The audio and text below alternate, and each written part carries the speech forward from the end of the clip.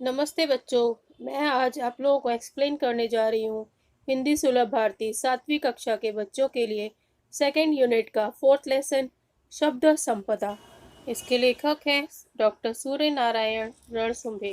लेखक का परिचय। उनका जन्म 7 अगस्त 1942 गुलबर्गा कर्नाटक में हुआ था। रचनाएं लगभग 65 पुस्तकें लिखी। अनुवाद का समाजशास्त्र तथा हिंदी कथा साहित्य और देश विभाजन उल्लेखनीय है। परिचय।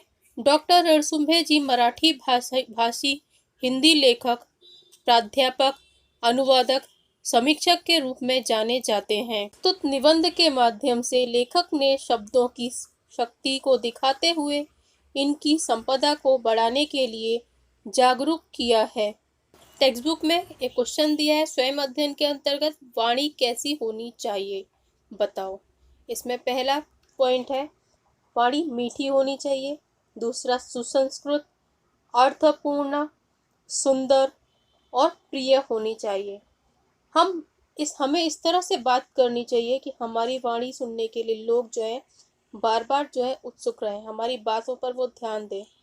हमें इतना अच्छा और मधुर बोलना चाहिए। जो अब हम लेसन पढ़ेंगे, यहाँ पर लेखक ने एक प्रश्न किया है, आदिम अवस्था से लेकर आधुनिक मनुष्य तक की विकास यात्रा का रहस्य किसमें है?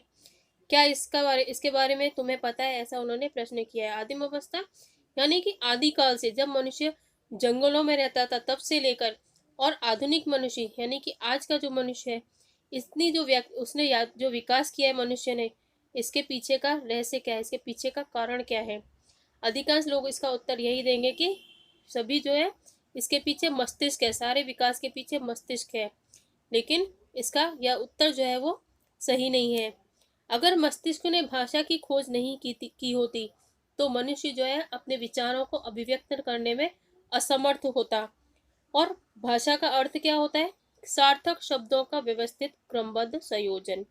सार्थक यानी कि जो मीनिंगफुल शब्द होते हैं, जिसका कोई अर्थ होता है, ऐसे शब्दों को नियमित रूप से सीक्वेंस में मिलाकर जो है उपयोग करना जो है वो भाषा कहलाता है। लेखक ने आगे क्या बताया है कि शब्दों का संसार जो है बहुत ही अनोखा होता है।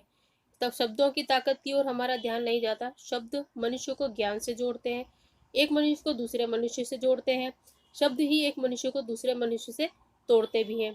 विज्ञान की दृष्टि से अक्षर ध्वनि के चिन्ह है और वो निर्जीव होते हैं। मनुष्य उन शब्दों को जीवित करता है, प्राणहीन शब्दों को जीवित करता है, उन्हें अर्थ प्रदान करता है। जितने प्रकार के स्वभाव मनुष्य के देखे जाते हैं, उतने ही प्रकार के नमूने या स्वभाव के नमूने जो है वो शब्दों के माध्यम से प्रकट होते हैं। शब्द लोगों को हंसाने का काम भी करते हैं, शब्द लोगों को रुलाने का काम भी करते हैं। हमें जो है ऐसे शब्दों का इस्तेमाल करना चाहिए जिससे कि लोग जो है प्रभावित हों। कुछ शब्द जो है वो या उनका उच्चारण जो है वो व्यक्ति को दुखी भी कर देता है। शब्दों की और कौन सी विशेषताएं बताई है लेखक ने यहाँ पर कि कुछ शब्द जो है वो हमें बहुत प्रिय लगते हैं, कुछ ऐसे होते हैं जो हमें रुलाते हैं। ये इतने प्रिय होते हैं कि उन्हें बार बार सुनने का, गुनगुनाने का हमारा मन करता है। एक तरफ दूसरे कुछ शब्द ऐसे होते हैं जो धोखा देने वाले होते हैं। कुछ शब्द निरर्थक यानी कि अर्थहीन होते हैं। कुछ शब्द बहुत ही सज्जन, सात्विक, सभ्य और सुसंस्कृत होते हैं। कुछ शब्द हमें निष्क्रिय बना देते, कृतिहीन बना देते, हमें काम नहीं करने के लिए, आलसीपन के लिए जो है हमें प्रोत्साहित करते हैं। जैसे कि जो भाग्य में है वह मिल ही जाएगा।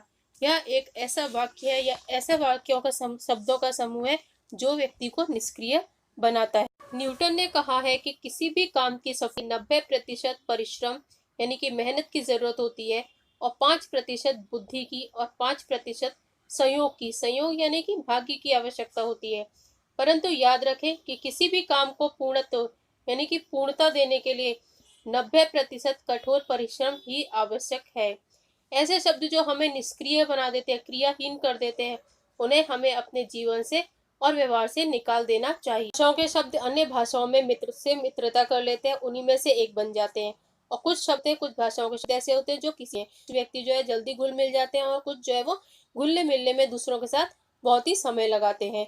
जैसे कि द्रविड़ भाषा ग्रुप के जो शब्द हैं वो दूसरी भाषाओं में जो है मिलते जुलते नहीं है।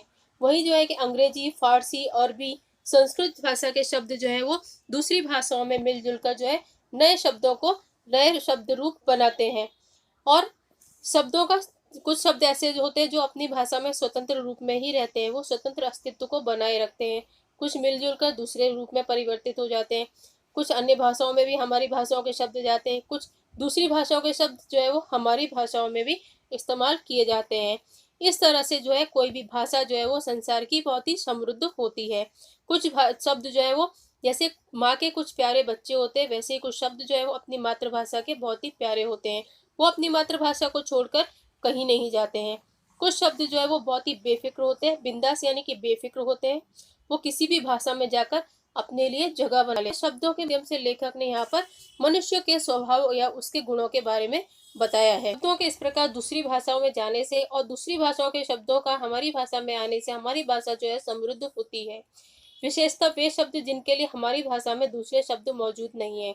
ऐसे हजारों शब्द जो अंग्रेजी, पुर्तगाली, अरबी, फारसी से हमारी भाषा में आए हैं, उन्हें आने दो, क्योंकि उससे हमारी भाषा जो है वो अधिक समृद्धशाली होती है। परंतु हमारी भाषा में जो है बहुत सारे शब्दों के लिए सुंदर शब्द मौजूद है, तो हमें उन्हीं शब्दों का प्रयोग करना चाहिए। जैसे कि हमारे पास माँ और पिता के लिए माई, अम्मा, बाबा, अक्का, अन्ना, दादा, बापू आदि हैं। हम उन्हें छोड़कर मम्मी डैडी कहना कहते हैं। यह हमारी भाषा के सुंदर शब्दों का तिरस्कार करना है। देखिए बच्चों, लेखक ने क्या कहा है कि हमारे मुख से उच्चारित शब्द हमारे चरित्र, हमारी बुद्धिमत्ता, हमारी समझ, हमारे संस्कारों को दर्शाते हैं। यानी कि जो शब्द है वो बताते हैं कि मनुष्य किस चरित्र का है, कैसी उसकी बुद्धि है, कैसी समझ है और किस तरह के उसके संस्कार हैं। इसलिए हमें शब्दों का उच्चारण करते समय यानी कि बोलते समय हमें बहुत ही सोच समझकर हमें ध्यान से बोलना चाहिए और अर्थपूर्ण शब्दों को ही हमें बोलना और लिखना चाहिए। यह भी एक कला है। इस कला के द्वारा अधिक से अधिक जो है हम अच्छे अंक प्राप्त कर सकते हैं परीक्षाओं में। और यह कला जो है वो बहुत ही परिश्रम और बहुत ही साधना के साथ जो है वो विकसित होती है। गलत शब्दों के द्वारा या उसके उच्चारण के द्वारा वर्षों की दोस्ती भी जो है टूट सकती है। अब किस समय किसके सामने किस प्रकार के शब्दों का प्रयोग करना चाहिए, यह हमें हमारे अनुभव से, हमारे मार्गदर्शन, हमारी पढ़ने की जो क्षमता है, हमारे संस्कारों द्वारा ही हम सीखते हैं। सुंदर, उपयुक्त, अर्थमय शब्दों से जो वाक्य परीक्षा में लिखे जाते हैं, उनके कारण बच्चे अच्छी श्रेणी प्राप्त करते हैं। हमें निरर्थक शब्दों का, निरर्थक भाषा का प्रयोग नहीं करना चाहिए। हमारे लिए बहुत ही नुकसानदेह होता है।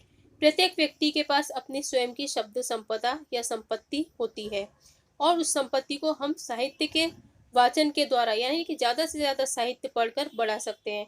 शब्दों के विभिन्न अर्थों के द्वारा हम जान सकते हैं।